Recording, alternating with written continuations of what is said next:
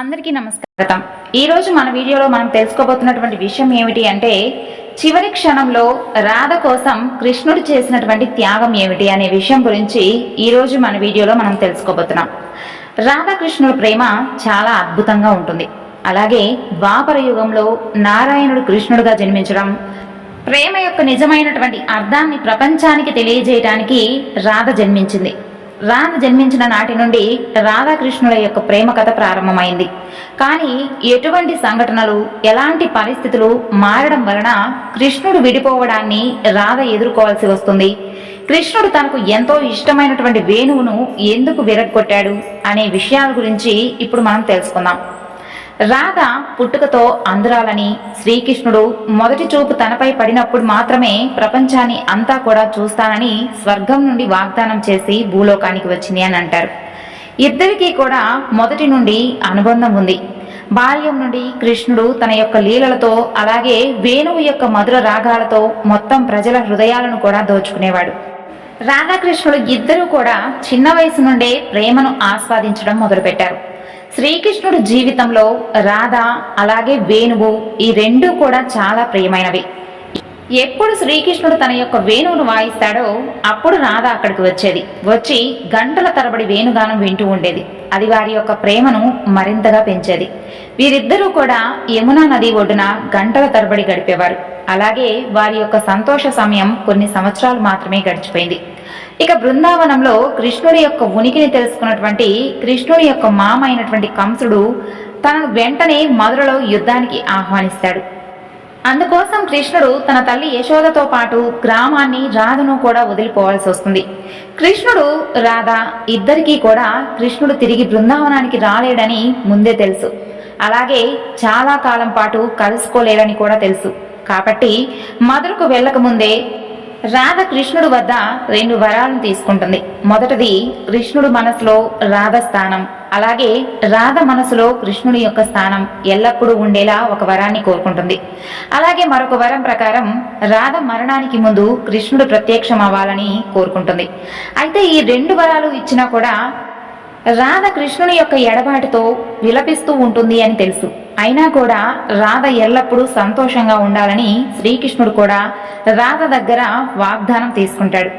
రాధ ఇకపై కృష్ణుని స్మృతితో ఎప్పుడూ కూడా ఏ క్షణంలో అయినా సరే కన్నీటి బొట్టు కూడా రాల్చకూడదని వాగ్దానం తీసుకున్న తరువాత మధుర వైపు ప్రయాణం అవుతాడు శ్రీకృష్ణుడు। ఇక రాధ బృందావనంలోనే ఉండిపోతుంది। ఆ తరువాత రాధ వర్ణన చాలా తక్కువగా ఉంటుంది। ఆ తర్వాత కృష్ణుడు మధురకు వెళ్తాడు, కంసుని చంపుతాడు, అలాగే తన తల్లిదండ్రులైనటువంటి దేవకి, వసుదేవులను చెరసాల నుండి విడిపిస్తాడు।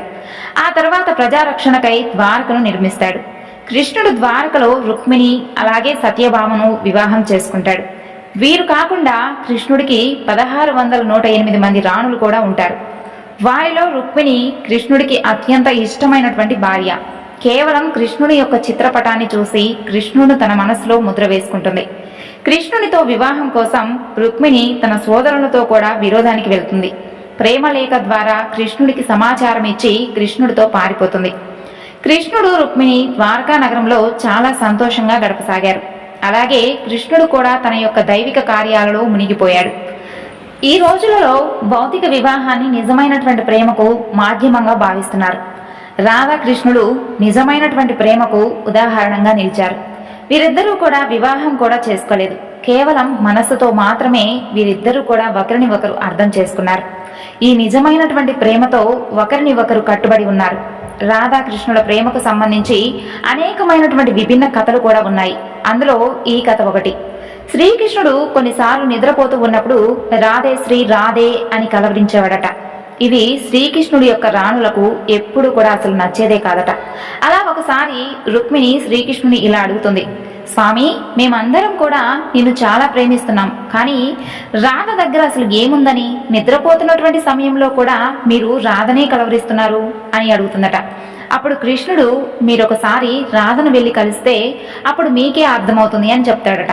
ఇక మీరు వెళ్ళేటప్పుడు రాధ కోసం ఏమైనా తీసుకుని వెళ్ళండి అని చెప్పాడట। ఆ తర్వాత రుక్మిణి రాధ కోసం వేడి పాలను తీసుకొని రాధ ఉన్నటువంటి రాజభవనం దగ్గరకు వెళ్తుంది।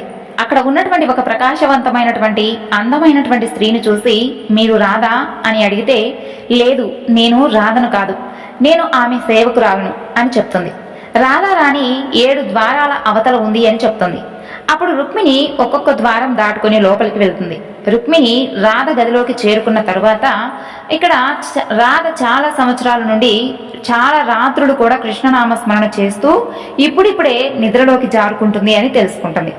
ఇక రుక్మిణి రాధ సేవకురాలతో నేను రుక్మిణిని కృష్ణుడు తరపున రాధను కలవడానికి వచ్చాను అని చెప్తూ ఉండగానే కృష్ణుడు పేరు వినగానే రాధకు వెంటనే మెలకువ వస్తుంది. రాధ కృష్ణుడు గురించి అడగడం మొదలు పెడుతుంది. అది కాకుండా తన కోసం కృష్ణుడు ప్రసాదం పంపించాడని తెలిసి వెంటనే ఆ వేడి పాలను తీసుకుని ఏమీ ఆలోచించకుండా తాగేస్తుంది.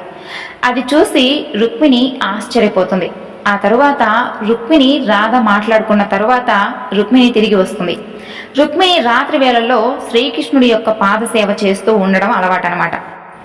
అలా శ్రీకృష్ణుడికి పాదసేవ చేస్తున్నటువంటి సమయంలో ఆమె అతని యొక్క పాదాలలో బొబ్బలను చూస్తుంది. అది చూసి రుక్మిణి కంగారుగా స్వామి మీ పాదాలకు బొబ్బలెందుకున్నాయి, ఎక్కడ నడిచారు అని అడుగుతుంది.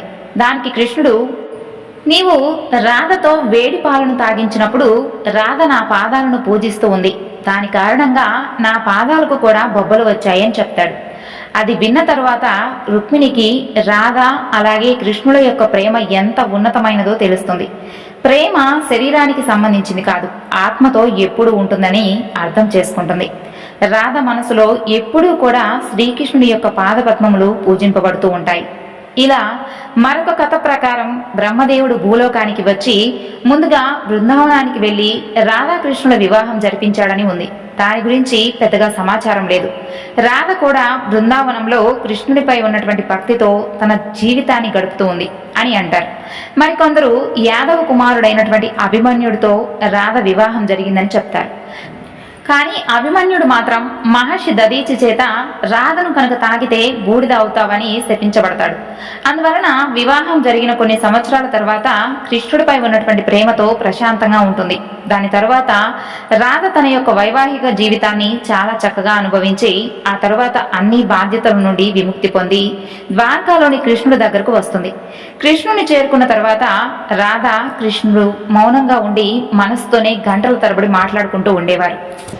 ద్వారకాలో రాధను కృష్ణుడు కాకుండా ఇంకెవ్వరూ కూడా గుర్తుపట్టలేరు. రాధ కృష్ణుడి యొక్క రాజభవనంలోనే నివాసం ఉండేది. కృష్ణుడు కూడా రాధను రాజభవనంలో దైవంగా పూజించేవాడు. రాధ కూడా రాజభవనంలో పనులు చూసుకుంటూ కృష్ణుడితో సమయం ఉన్నప్పుడు ప్రేమగా భక్తిగా పూజలు చేస్తూ ఉండేది. కానీ కృష్ణుడు ఎప్పుడూ కూడా తన రాజ్య పనులలో అలాగే ఇతర పనులలో నిమగ్నమై ఉండేవాడు. ఇక మరోవైపు రాధ తన యొక్క మునుపటి కృష్ణుని గుర్తు చేసుకుంటూ ఉండేది. రోజుల తరబడి కృష్ణుడు రాకపోవడంతో మరింత ఆలోచనలతో కలవరపడుతూ ఉండేది.